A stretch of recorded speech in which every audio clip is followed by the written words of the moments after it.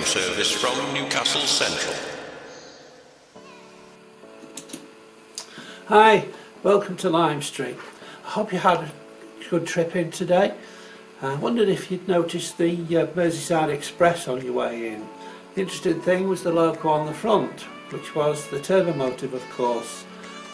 Spent a lot of its time based at Edge Hill and was probably one of the most successful of the experimental steam locomotives.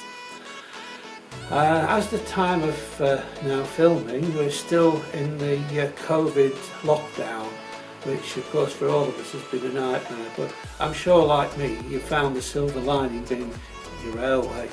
I know for me it's certainly kept me sane, and it's also allowed me to get on with a few of the jobs that seem to get brushed under the carpet or put to the back of the queue.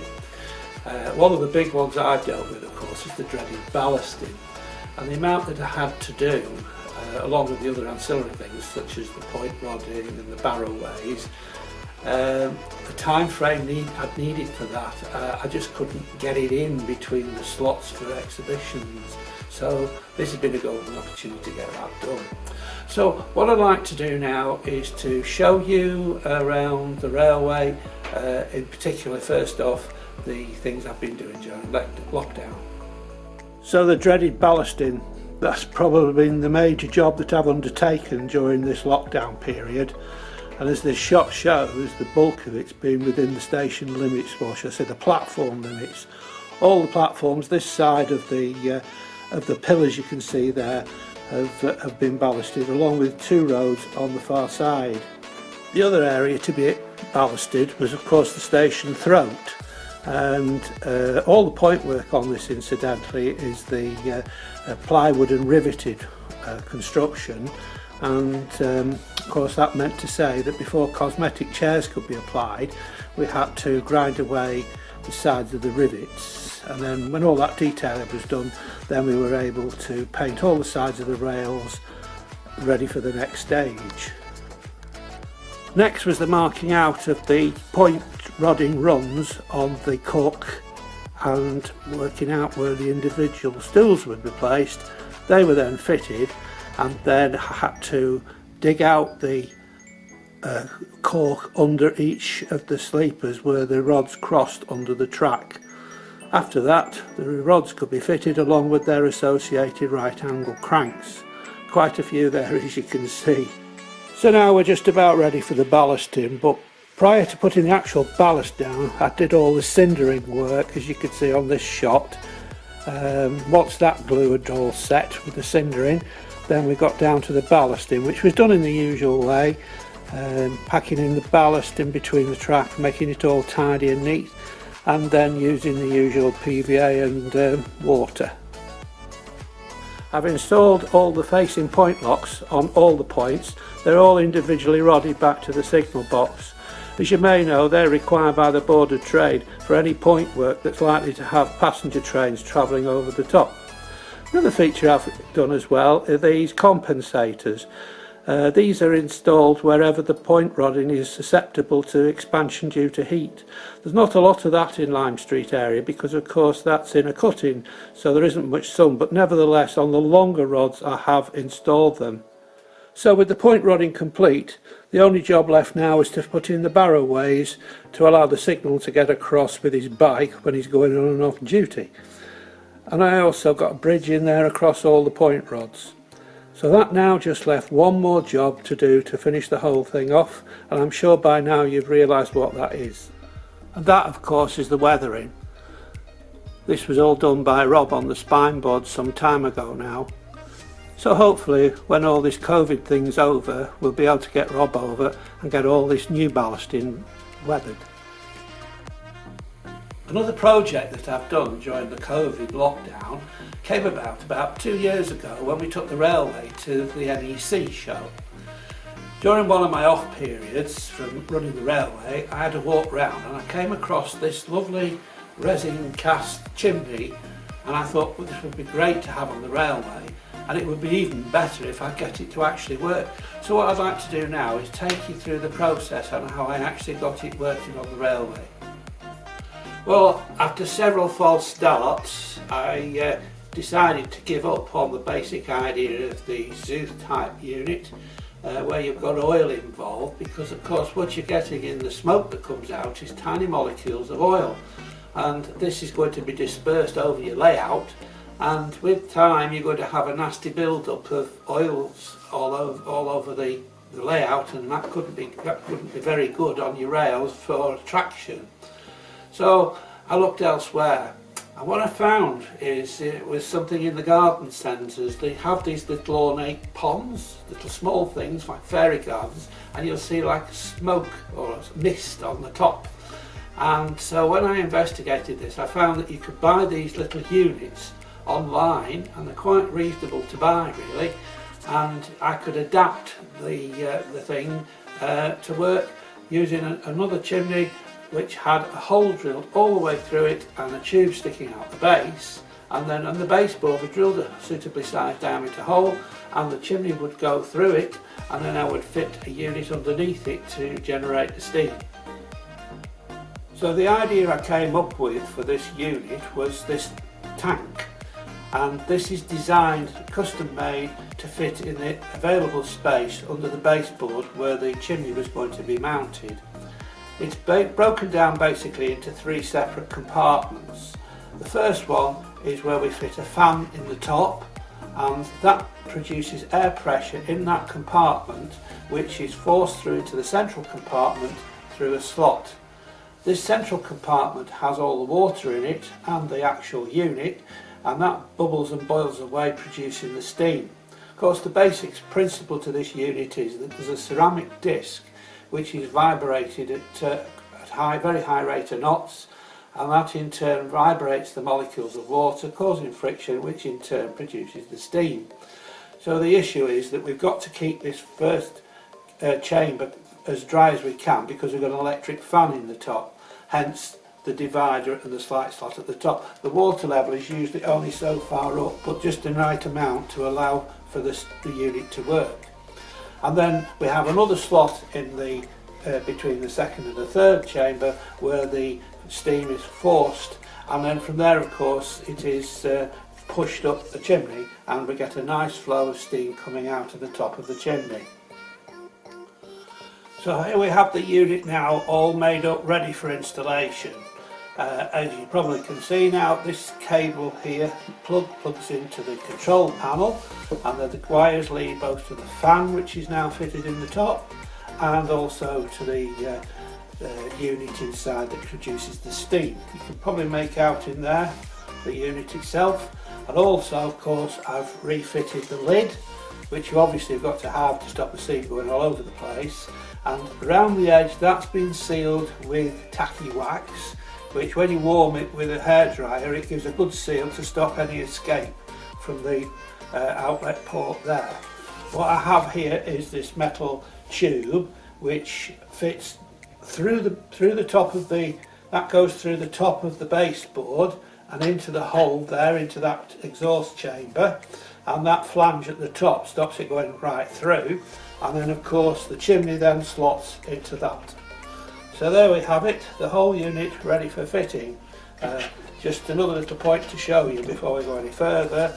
Can you make out those two lines? That's the maximum and minimum water levels in there.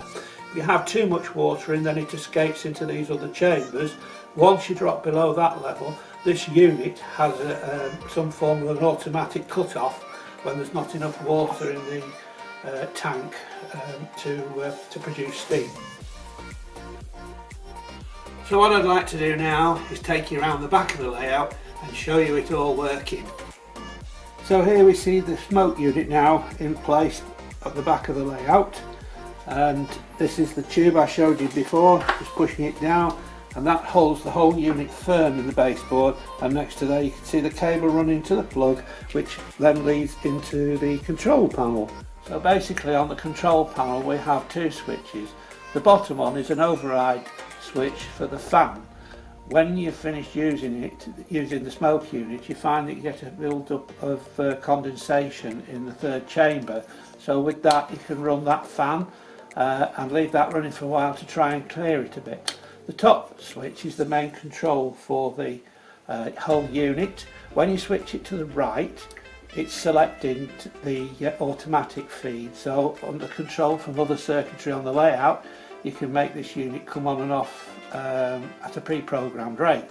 But throw the switch to the left and that's a manual override, and the thing runs constantly, both the smoke unit for the steam and the other one for the override fan.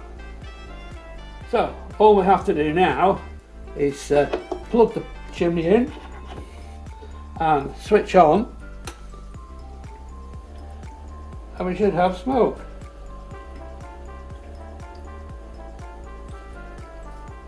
So of course we've got the chimney now and the working smoke. What we really need is a boiler house to generate the smoke. Now you remember Les Green, who did this fantastic roof, and I also did the hotel.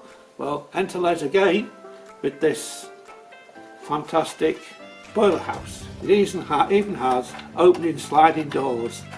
The thing about this, of course, that's interesting is that the whole building is totally 3D printed. Again, Rob's done all the weathering on it, and what Les even produced on the inside are the representation of the Lancashire boilers. Now my addition to this are those series of LEDs that you can see inside there, connected through those two sockets at the end, marked positive and negative.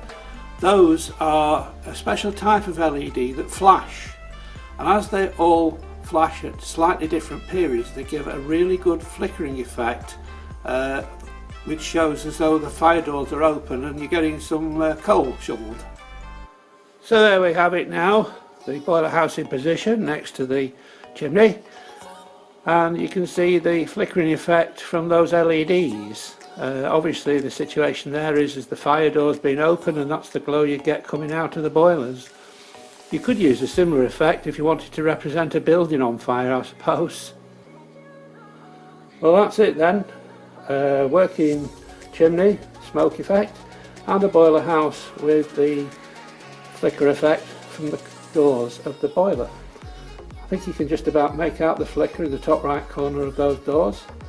I don't anticipate having to refuel this more than once every 7 or 8 hours, and certainly not as an exhibition over a weekend, once we get the sequencer working, which will reduce the time the unit is actually working. But more on that another day. Anyway, there you are, a working chimney. Well, I'm sure you'll realise the logistical issues that are involved with taking this layout to exhibitions. Indeed, it takes a 3.5 ton Luton box van with a tail lift and a long wheelbase Ford Transit van. There's 6 of us in the team that go to the exhibitions, and over the years we've had a really good time, and indeed we've taken the railway on the continent several times. There is of course a 7th member of the team who's just as important, and that's Jeff Peters.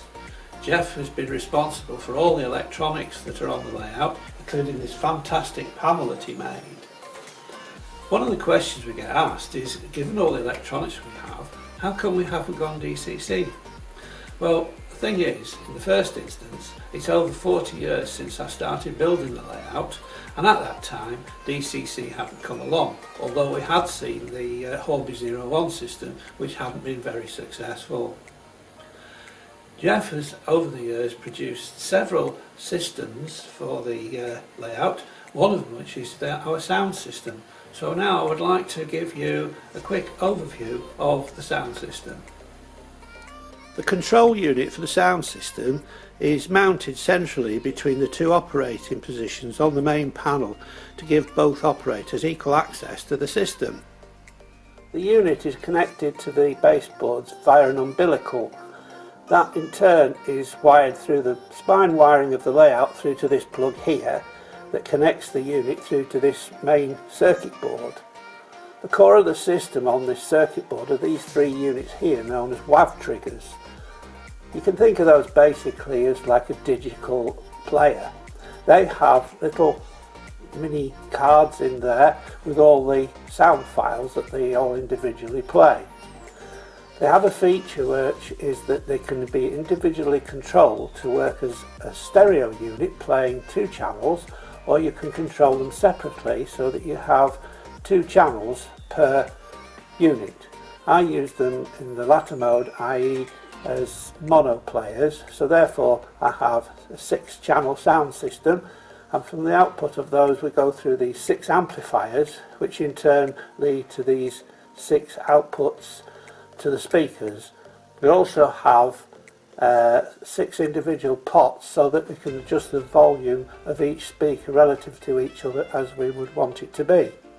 Interesting point about these WAV triggers is that they are polyphonic. That means to say that they can play on any individual channel as many as I think it's up to 15 different soundtracks simultaneously. That is quite a useful feature that we do take advantage of with the system. Although I said that it's a 6-channel system, in actual fact at this moment in time I'm only using 5 channels. So let's take a look at where the speakers are and what purpose they serve. So the speaker for channel 1 is just under that black rectangle we can see there. The black is in actual fact a piece of gauze that stops any debris falling through onto the diaphragm of the speaker.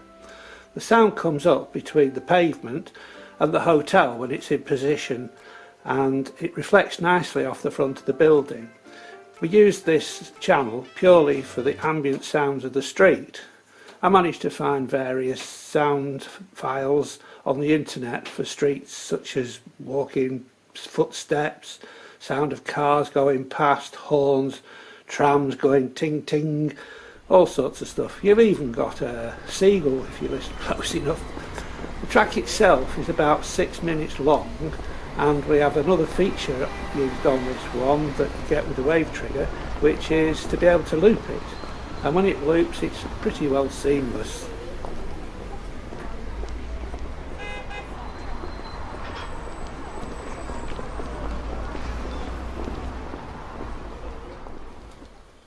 So here we have the second speaker for channel 2, and this one in association with the second speaker just a little bit further to the right where the office building is provides all the ambient sound for the station itself. It works on a similar principle to channel 1, but in addition we can overlay using the polyphonic feature any sounds of whistles, loco whistles that we want to put on. And probably one of the most interesting features is that we can also play on top of that all the station announcements. It is practical to have the ambient sound playing, a whistle blowing and a station announcement going on at the same time. The train now standing at platform 7 will form the 10 o'clock departure, the Merseyside Express for London Euston. Calling all crew and London Euston. The speaker for channel 3 is mounted in the tunnel there in that central buttress. You can probably just about make out the black area where I haven't ballasted. You won't notice that when it's all been weathered, but that is where the third speaker lies, and that one is used purely for the loco whistle sounds and the diesel horns. You're sort of simulating the sounds of any locos that might be at the head of trains just about to depart. It does work well because the sound echoes out of that tunnel section in both directions, and it is very good effect in the flesh. The speaker for the 4th channel is located in the single board tunnel there, and that one's provided to give the sound effects you would expect from the signal box. At present we've just got the bell code ting tings working, but there is scope for other sounds in the future.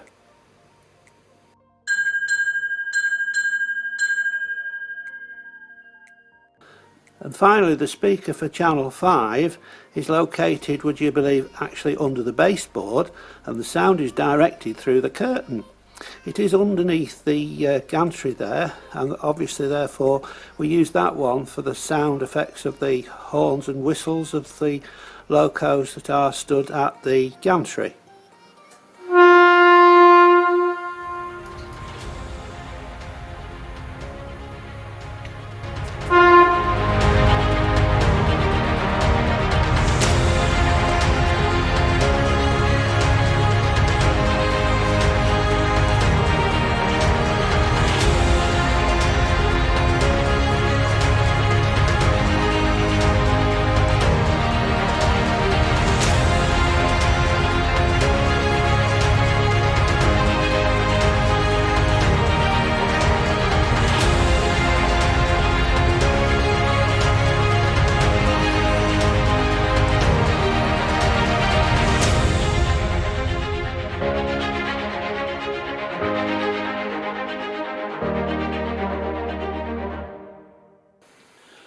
We've looked at the smoke unit and what was involved with making that. We've looked at the ballasting, what goes on with that, and we've now looked at the sound system. So I think now it's time we looked at the stars of the show, namely some of the interesting locos and rolling stock. So first up we have 6243 City of Lancaster. She was actually the last streamliner to be de-streamlined. So of course we show her in a really mucky state. She is actually a DJH kit with a Comet chassis and autoscat motor and ultra-scale wheels. Both loco and tender are compensated. The train she's hauling is the Manxman. That consists of 11 vehicles, all kit built. They're not Comet coaches, they're based on the Brian Badger system, which is similar, but instead of having removable chassis and underframe, they have removable roofs. I find that's a better system from the point of view of getting the interiors in.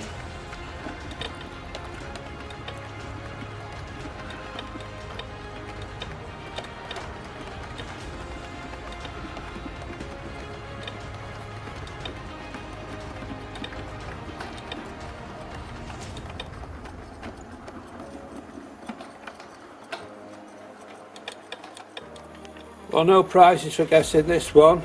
It's turbo motive, of course, 6202. I'm surprised the manufacturers haven't caught on to this one yet, given the number of one-offs they're doing these days. This was actually the first loco kit I ever built. I went for this because of no valve gear. She's actually a K's kit with a pro scale chassis, ultra scale wheels and autoscat motor, and all fully compensated. There's also extra detail bits from a firm that used to be around called Crown Line, if you ever remember them. Turbo motive in this instance is on its usual term, which is the Merseyside Express. This is an 11 vehicle train. As you may have noticed, we have the LMS dynamometer car at the front. These vehicles are made in exactly the same way as the Manxman. They're all compensated bogies by MJT throughout both rakes.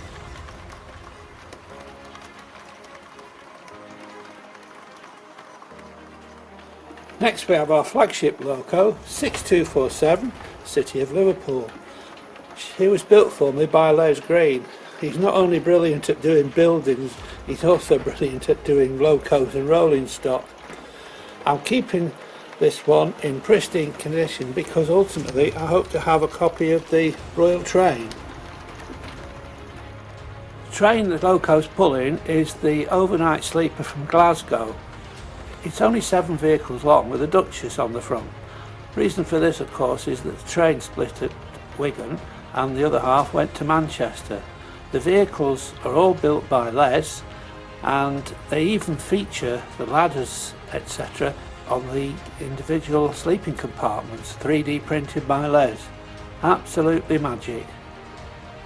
Next we have one of my favourite locos, the little 060 diesel shunter. It's a jackshaft shunter and it's a Judith Edge kit, again made by Les. It's absolute dream to use with its big flywheel and compensated chassis. For all the shunting work around the layout, it's absolutely brilliant. The loco is pulling the sleeper portion of the overnight train from London Euston. These sleeping cars used to be detached from the rear of the train and then moved onto platform 1, where they were left until about 8 o'clock in the morning. These vehicles, of course, have also been built by Les. They're actually the latest ones to arrive on the layout, and indeed, like the others, they have that incredible detail that was 3D printed on the interiors. Another unique loco at Lime Street was 6004, the very last Clawton. She was originally called Princess Louise, but lost her name when the Princess Royal class was built. She again was built for me by Les Green and is a DJH kit. Les did some fabulous lining on this loco, and really she should be highly weathered, but we just haven't the heart to cover all that lovely lining up. The train now standing at platform 4 will be the 3:45 p.m. departure to Hull Paragon, calling at Manchester Exchange, Stalybridge, Greenfield, Huddersfield, Dewsbury Wellington Road, Batley, Leeds City and Hull Paragon. Well, that sounds like your train. It only seems 2 minutes since you got here. But I hope you've enjoyed your time here and found it very interesting. But before you go, I'd just like to put it on record my thanks to the whole of the Lime Street team for the work that they've done on the layout. Today I've only had time to talk about some of the work that Les and Jeff do, but equally the other members, that's Rob, that's Noel, John and Steve, they've put so much work in as well to make the layout what it is today. One thing that's become apparent during this lockdown is how much I've missed the friendship that we gained from our friends at these events, whether it be the layout here or an exhibition, and the banter that we have. So to all my friends, I say thank you for your friendship. I hope to see you again sometime, so have a safe trip home and bye for now.